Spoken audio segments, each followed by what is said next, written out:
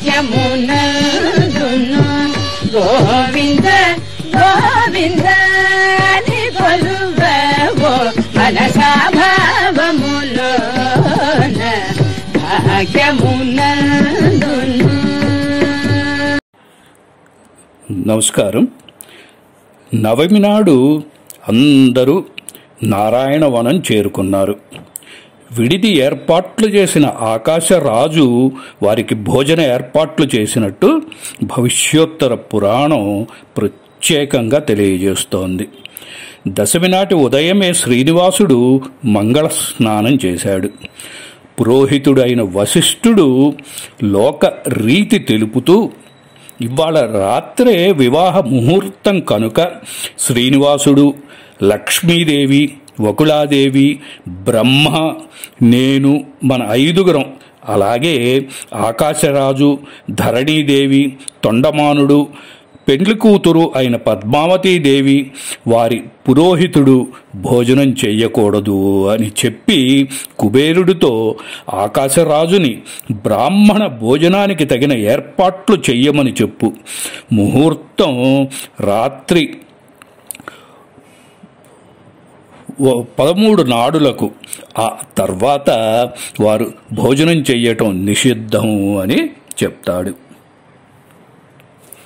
విడిది నుంచి వివాహ వేదికకు శ్రీనివాసుడిని ఘనంగా తీసుకువెళ్ళాడు ఆకాశరాజు.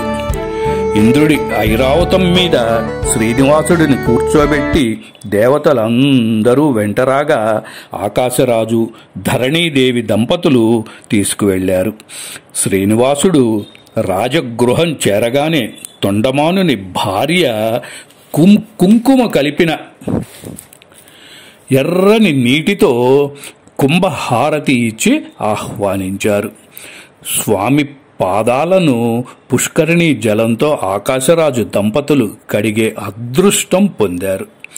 బ్రహ్మ కడిగిన పాదాల్ని కడిగిన అదృష్టవంతులు వాళ్ళు. ఆ పాదోదకాన్ని రాజ్యమంతటా ప్రోక్షణ చేయించాడు ఆకాశరాజు. ముహూర్త సమయం సమీపించగానే 1,000,000 సువర్ణ నాణేలు శ్రీనివాసుడికి కానుగ్గా ఇచ్చాడు ఆకాశరాజు. ఇక్కడ చూడండి, శ్రీవారు ఎంత ఘటికుడో, ఎంత తెలివైనవాడో. ఆ ధనం తీసుకుంటే పక్కనే కుబేరుడు ఉన్నాడు కదా, నా దగ్గర డబ్బులు అప్పు తీసుకున్నావు, ఇప్పుడు నీకు డబ్బులు వచ్చినాయి కదా, నా డబ్బులు ఇస్తావా అని అంటాడు కదా అన్న ఉద్దేశ్యంతో, అది కాకుండా మన దగ్గర వడ్డీ ఎట్లా వసూలు చేయాలండి ఆయన, అందుకని నాకు ఈ డబ్బు వద్దు, మరేం కావాలి, నవరత్న ఖచ్చితమైన ఆభరణాలు ఇవ్వండి అంటాడు. ఎంతైనా శ్రీవారు స్వామి అలంకార ప్రియుడు కదండి. అప్పుడు ఆకాశరాజు అసలు ఎన్ని ఆభరణాలు ఇచ్చాడో తెలుసా అండి? 100 తులాల బంగారు కిరీటం, 100 తులాల నడుము పట్టి, భుజకీర్తులు, మూపురాలు, 2 నాగభుజ భూషణములు, ముత్యాల కర్ణభూషణాలు, 32 తులాల నవరత్న ఖచ్చిత కంకణాలు, 2 నాగభూషణాలు, 111 తులాల వజ్రాలు పొదిగిన కటి సూత్రం, పాదుకలు, 64 తులాల సువర్ణ భోజన పాత్ర, వెండి చెంబు, పంచపాత్రలు, 64 పట్టు వస్త్రాలు, ఇలా శరీరం అంతా సరిపోయేలా ఆభరణాలు సమర్పించాడండి.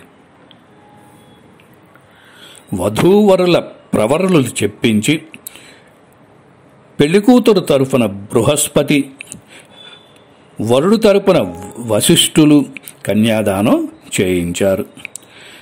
అత్రి గోత్రమున జన్మించిన సువీరుని మను మనమరాలు, సుధర్ముని మనవరాలు, ఆకాశరాజు పుత్రిక అయిన పద్మావతీదేవిని యయాతి ముని మనవడు, సూరసేనుని మనవడు, వసుదేవుని కుమారుడు, వశిష్ఠ గోత్రంలో పుట్టిన వెంకటేశ్వరునికి ఇచ్చి వివాహం చేయదలిచారు అని చెప్పి కన్యాదానం పూర్తి చేశారు. కంకణ ధారణ నుంచి వివాహ వేడుక మొత్తం భవిష్యోత్తర పురాణం చాలా అద్భుతంగా వర్ణిస్తుందండి. ఇది మీరు వరాహ పురాణంలో కూడా చూడొచ్చు. భవిష్యోత్తర పురాణం ఇంకా విపులంగా వివరంగా వర్ణించింది. మంగళసూత్ర ధారణ తర్వాత నవరత్నాలను అక్షితలుగా వేసి వచ్చిన అతిథులంతా నూతన దంపతులని ఆశీర్వదించారు. తర్వాత వచ్చిన అతిథులందరికీ ఆకాశరాజు దక్షిణ తాంబూలాలు ఇచ్చాడు. అంటే ఇప్పుడు మనం ఇస్తున్న రిటర్న్ గిఫ్ట్స్ లాగా అన్నమాట. ఈ తతంగం అంతా ముగిశాక కొత్త దంపతులతో కలిసి అందరూ భూరి భోజనాలు చేశారండి. ఏమంటే స్వామి అలంకార ప్రియుడే కాదు, ఆహార ప్రియుడు కూడా. తిరుమల కొండలయ్య మంచి తిండి మెండయ్య. నిత్యం నైవేద్యాలు 3 పూటల ఘంటానాదాల మధ్య బాలభోగం, రాజభోగం, శయన భోగంగా ఆరగిస్తాడు. ఇందిర వడ్డించ ఇప్పుగను చిందక ఇట్లే భుజించవయ్య. అమృత మథనునికి అదివో నైవేద్యము. పూర్వం రాజులు ఆలయానికి నైవేద్యం కోసమే సమర్పించిన మణులు, మాణ్యాలు, వాటి వివరాలు శాసనాలుగా మనం ఇప్పటికీ చూడవచ్చండి. సమయం వచ్చినప్పుడు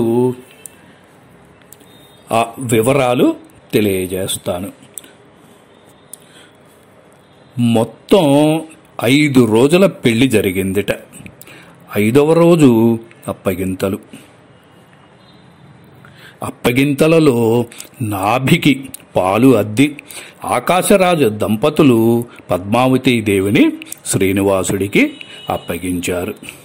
ఆ సమయంలో ఆకాశరాజు దంపతులు పద్మావతీదేవి సోదరుడు తొండమానుడు చాలా మనం గనక ఇప్పుడు అమ్మాయిని అత్తగారింటికి పంపుతున్నప్పుడు ఎట్లా దుఃఖిస్తామో, ఎలా బాధపడతామో, అంటే బాధపడటం అంటే అది సంతోషంతో కూడినదే, కాకపోతే కళ్ళ వెంట నీళ్లు వస్తాయి కదండి. ఇంతకాలం అల్లారు ముద్దుగా పెంచిన కూతురు మనల్ని విడిచిపెట్టి అక్కడికి వెళ్తోంది అన్న భావనతో తెలియని భావోద్వేగం కలుగుతుంది కదా. అదే విధంగా వాళ్ళందరూ కూడా అట్లా ఆ విధమైన భావనకి లోనయ్యారటండి. విడిదిలో గృహప్రవేశం చేసిన తరువాత అమ్మవారితో కలిసి తన నివాసానికి బయలుదేరాడు శ్రీనివాసుడు. ఇలా అమ్మవారిని పంపుతూ ఆకాశరాజు 300 పుట్ల పెసలు, బెల్లం, 1000 కడవల పాలు, 100 కుండల పెరుగు, 15 కుండల నెయ్యి, 200 కుండల తేనె, లెక్క పెట్టలేనన్ని పండ్లు, 10,000 గుర్రాలు, 1000 ఏనుగులు, 5,000 ఆవులు, 200 దాసీలు, 300 దాసజనం, పట్టు వస్త్రాలు, రత్నాలు పొదిగిన మంచం మొదలైనవి సారెగా ఇచ్చాటండి. ఆకాశరాజు భక్తికి మెచ్చిన శ్రీనివాసుడు సాయుధ్య మోక్షాన్ని ప్రసాదించాడు అని పురాణ కథనం. స్వామి వివాహం జరిగిన నారాయణ వనం తిరుపతికి 50 కిలోమీటర్ల దూరంలో, పుత్తూరుకి 2 కిలోమీటర్ల దూరంలో ఉంటుందండి.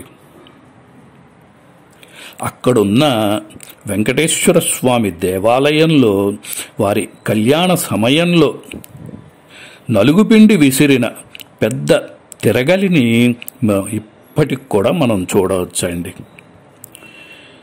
వివాహం జరిగిన తర్వాత 6 నెలల వరకు నేను కొండ ఎక్కనని, అందుకని అగస్త్య ఆశ్రమంలో 6 నెలలు ఉంటాను అని చెప్పి శ్రీనివాసుడు అతిథులందరికీ ధన్యవాదాలు తెలియజేశాడు.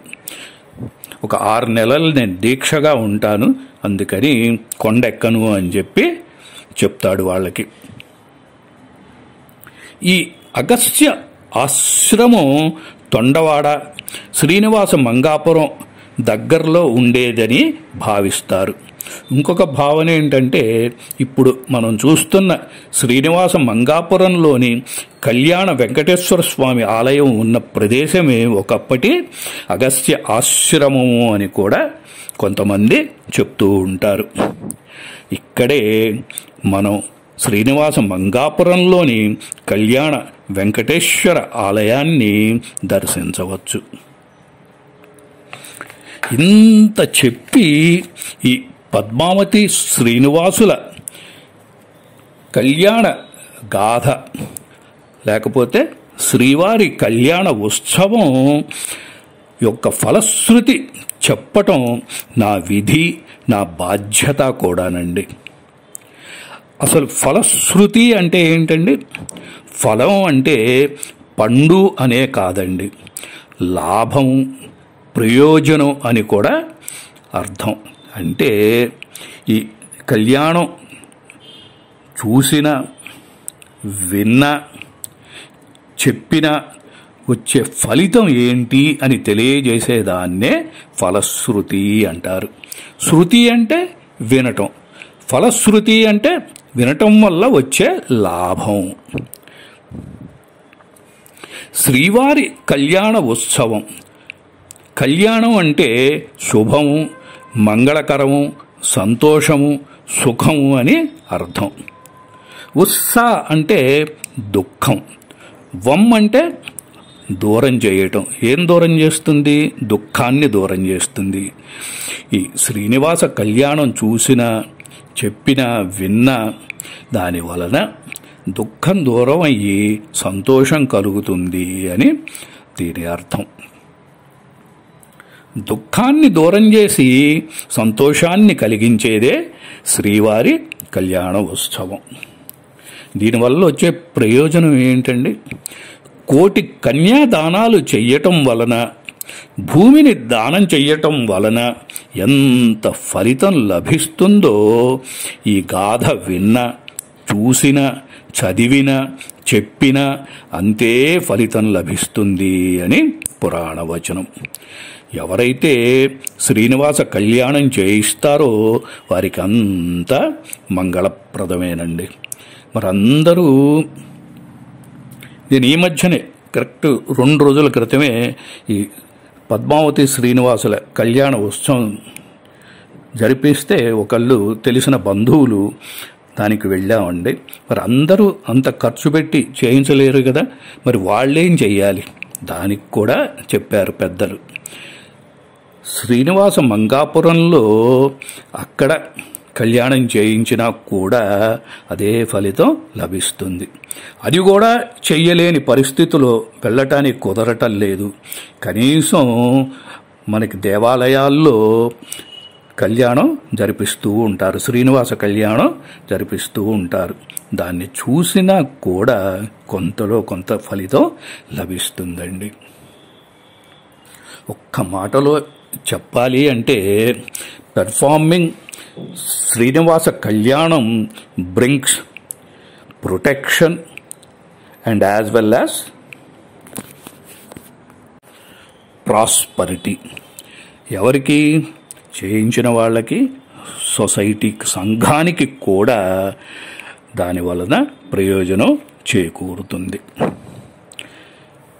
దయచేసి మీరు కూడా నాతో గోవిందా గోవిందా అని గొంతు కలపండి. ఏడుకొండలవాడ వెంకట్రమణ గోవిందా గోవింద, ఆపద మొక్కులవాడ అనాథ రక్షక గోవిందా గోవింద, వడ్డీ కాసులవాడ గోవిందా గోవింద. ఆ శ్రీవారి దయ అందరి మీద ఉండాలి అని కోరుకుంటూ స్వస్తి ప్రజాభ్య పరిపాలయంతాం న్యాయేన మార్గేణ మహీం మహీషాః గోబ్రాహ్మణేభ్య శుభమస్తు నిత్యం లోకాః సమస్తా సుఖినో భవంతు. నమస్కారం. సెలవు.